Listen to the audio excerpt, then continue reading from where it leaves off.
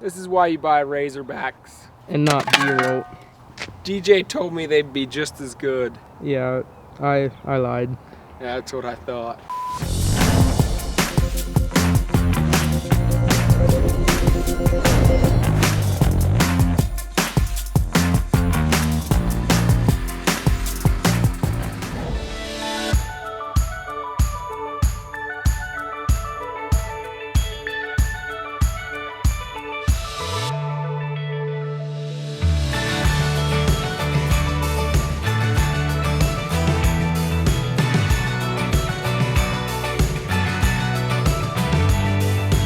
Okay, so now that we have our excavation done, we have our subgrade compacted, we put in our geotextile fabric, we're now ready to start putting in our stone. We got our first lift in here.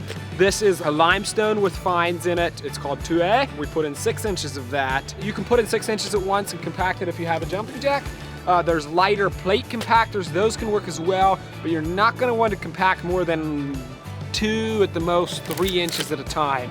So if you have a lighter compacting equipment, put it in 2 or 3 lifts, 2 inches and compact it, another 2 inches and compact it again. If you have heavy compaction equipment, then you can do it all, you can put it all in at once and compact it.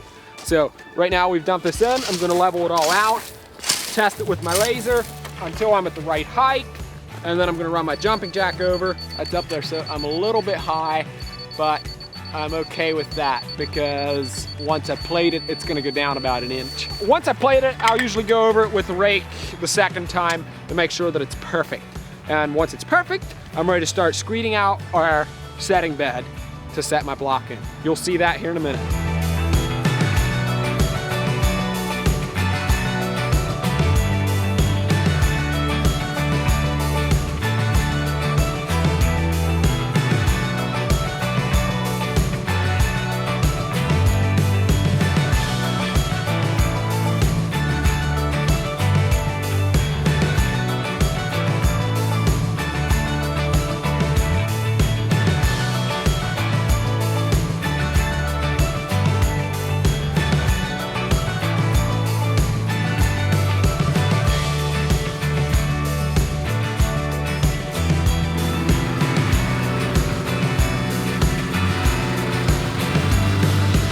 Now that's a nice solid base.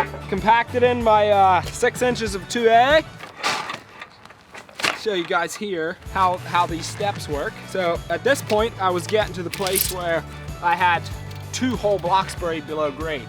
So now, instead of keeping on laying with this course, I packed in 8 inches right here of 2A, and now DJ, when he comes to screed his setting bed, is just gonna screed it just with this course, and then this course can get right on. We can lay it all the way up through here, and right here is gonna be the next step. Then that course that DJ is gonna lay in here on top of his setting bed is gonna stop, and it's gonna come up another 8 inches, and the next course is gonna keep going. And that way, we ensure that we have enough of block buried below grade, but never too much. Whenever we reach the point where we're burying too much block, then we just step it up 8 inches. Boom, there we go. The old wall that we tore down didn't have any corners, so naturally we don't have any corner block. Oh, we'll bring those Monday. Right up there you can see all the skids of block that a year and a half ago we set to build that wall. Then DJ and I took them out, palletized them again. Now we're gonna set them again. This time they ain't moved.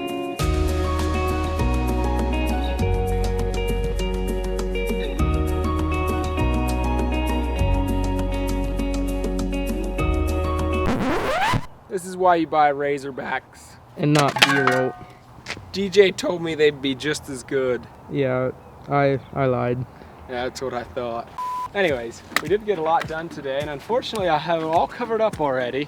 I'll let you see it on Monday when we're back. The reason I have it covered up is, in spite of today being sunny and 60, beautiful day, this weekend, Saturday, they went like 4 to 8 inches of snow and wind chills of like 9 below. And then by Monday it's supposed to be warm again. So I'm thinking, if I can do something to try to keep that snow out of our work, we probably can be back in here on Monday and work, but it's gonna be muddy, I can assure you.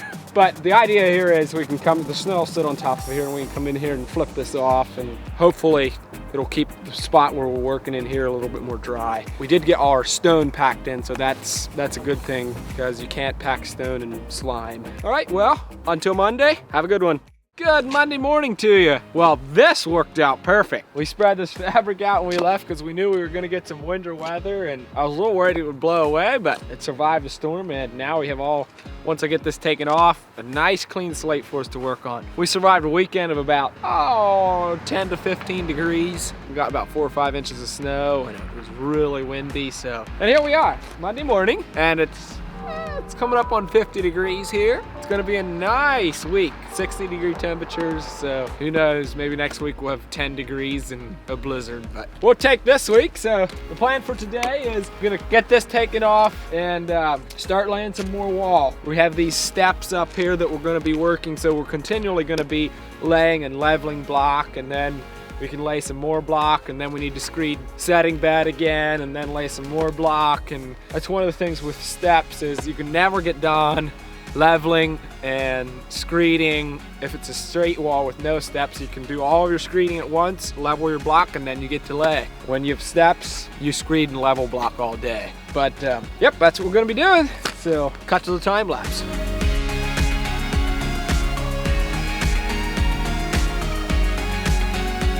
Okay, I'll talk to you a little bit here about how we get our setting bed ready so that you have a nice level setting bed to set your block on. We'll set our laser for this last block here that you see that we laid. Set it on there.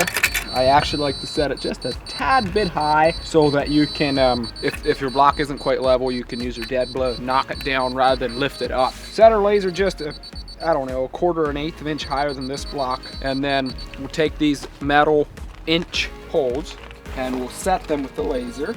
See if Deej set these right. Set them down just a little bit. That's good. Perfect. So I know I'm level there. Set both ends of the pole.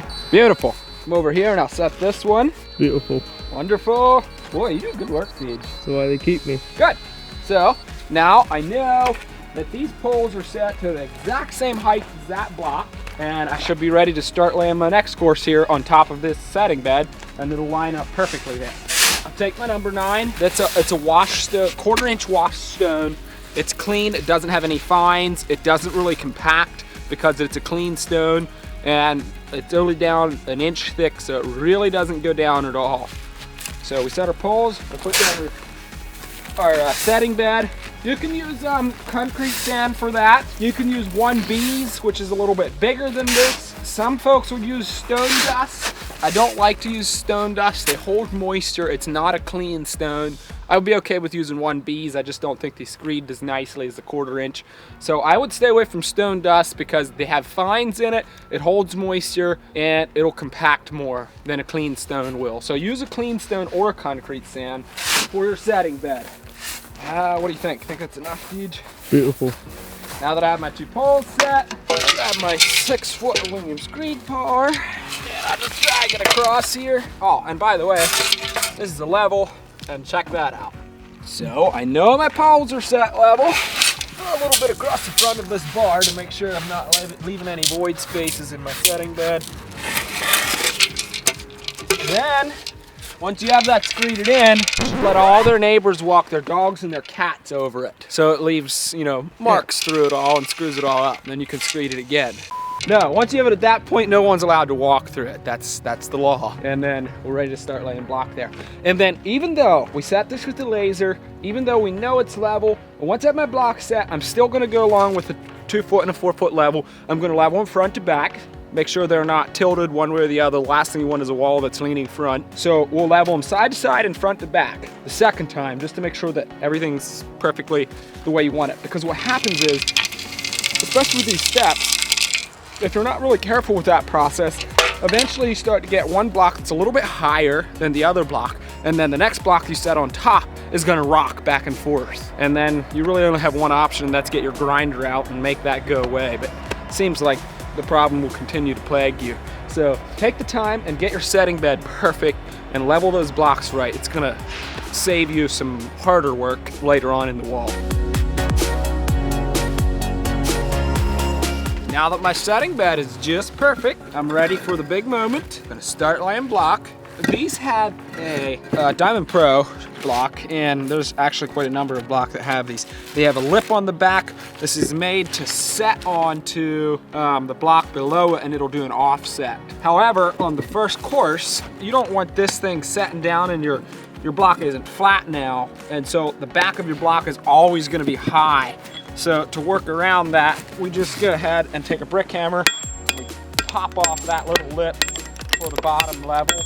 That way it's gonna stop messing up my block. Now, it's pretty much level. Right over here, you can see we put a string line up so that our block gets nice and straight. So the idea is here, I wanna get down there and set my block down one shot.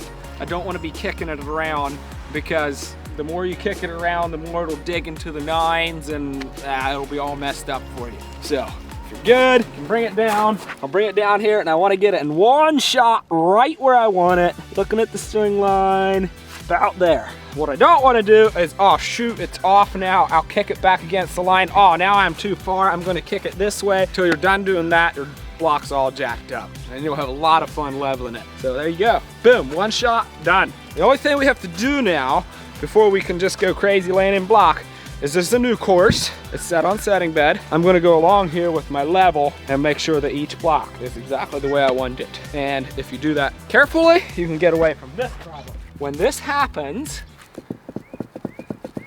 it comes from being sloppy from doing your setting bed sometimes, or it can come from inconsistent block.